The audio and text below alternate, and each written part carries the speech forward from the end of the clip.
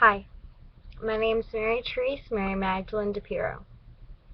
I'm a sophomore at Eastern Illinois University, and I'm also very, very broken.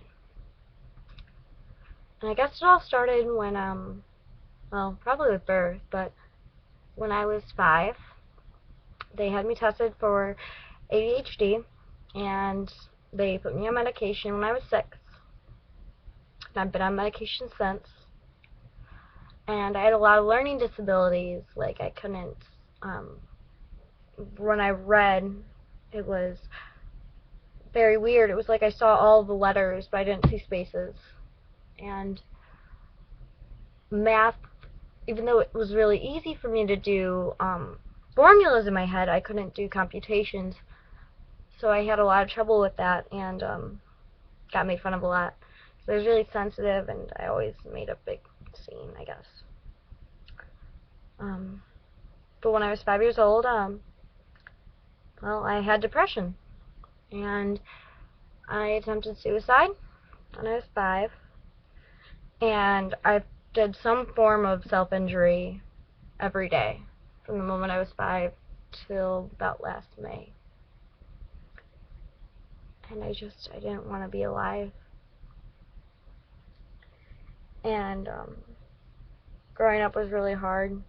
I didn't have many friends, and then when I got to high school, I didn't really have real friends. A lot of people used me. A lot of males used me, and it wasn't... I should have not allowed people to treat me the way they did, but I did, because I didn't know what else to do. And when I was a sophomore in high school, I came out on National Coming Out Day on the EIU quad, and my mom didn't know. She didn't hear either. I'm something called pansexual, which, well, to me, I never saw gender. Like, I knew I was a girl growing up because I went to the girl bathroom, but I didn't see a difference between me and a boy. I didn't get it. And I guess you were supposed to, but no one ever told me I was wrong until, like, middle school. I didn't see the difference, and I don't know what I am even today. I don't know if I'm a boy or if I'm a girl, or I'm just a human to me, and I just want to be with someone who I fall in love with. And my mom had a hard time taking that when I explained it to her, and it was even harder when she thought that I didn't know my gender, and she just thought, no, you're a girl and you like boys, you don't like girls, and she still can't really accept it that much today. And it's really hard for her. And I feel bad, but I don't know what to do. And it's not like I was really made fun of for being gay, or, well, not straight, or whatever. I don't even know. Being me, it was just, I just never knew what to do with myself. And since probably as long as I can remember, I've had something known as dissociative identity disorder, or DID. And way back when, they used to call it multi-personality disorder. And there's voices that are up here. And the best way to explain it is it's like a conference room in my head, and I can just hear all of them. They all sound different from my own voice, so I know they're not me. And sometimes I'll wake up one day, and it would be 3 days from when I remember going to sleep. I won't have any recollection.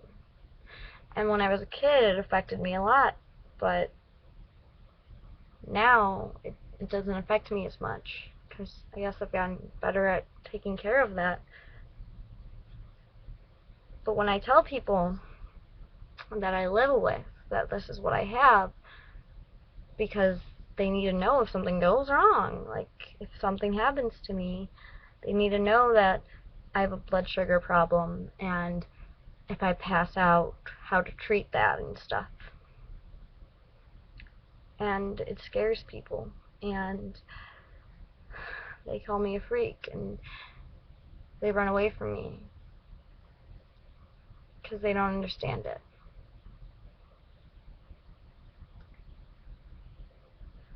And I don't really understand it.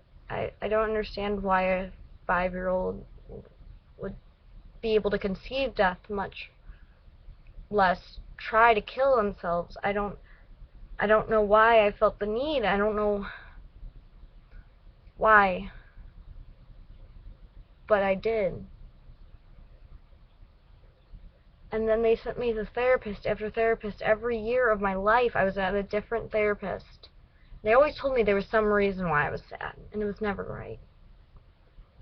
Because a therapist wouldn't think that a 5-year-old would have depression. A therapist wouldn't think a 5-year-old would be suicidal. And I guess that's why I'm talking to you guys. Because my own family can't wrap their minds around someone not knowing their own gender. And my society that I live in can't wrap their minds around someone with a medical condition shouldn't be, well, separated, segregated. That I'm not going to hurt anyone. That I just want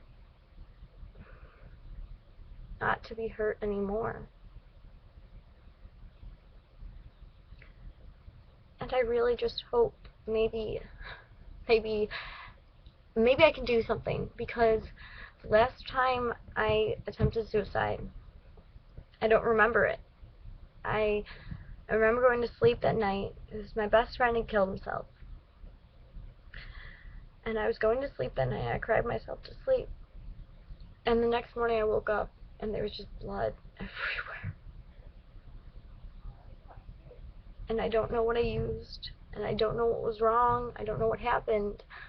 All I know is I had about 220 cuts, and some of them didn't close, even after 24 hours. And logically, I know I should have bled to death. I should have bled out. I tried to fix them with super glue. Like, it shouldn't have worked. But it did, and I know there's a reason why I didn't die, why all those times I tried to kill myself something went wrong, and why all those times I tried to kill myself I never succeeded. And there's got to be something more. So I'm begging anyone who watches this video to try to change something. Try to change the stigmas there are. Because the only thing I could think of that I could actually bring to the world that would be anything worth living for is to make sure that no one ever has to go through life feeling the way I did, the way I do. Not telling doctors what's actually wrong with me because I'm afraid they're going to put me in an insane asylum. Because that's the stigma against people who hear things. I'm too afraid to tell people that I was raped because I thought it was just going to be a waste of time. Because that's the stigma you know. That's the stigma I grew up with. And I want to change that. So that's not the way girls have to feel, or boys have to feel, and that they can tell their parents, and their parents don't have to go and disown them. I want there not to be a stigma against rehab for cutting, or against people with anorexia for being sick. And I really need someone's help. And I'm begging you, whoever you are, I'm telling you right now that I love you with all my heart, just for being you. And I just hope that you remind those around you that you love them too. Because you never know when you're going to lose them. And honestly, sometimes just a smile gives that person enough strength to live on one more day. I just want to change the world, but I can't do it alone. So I really need your help.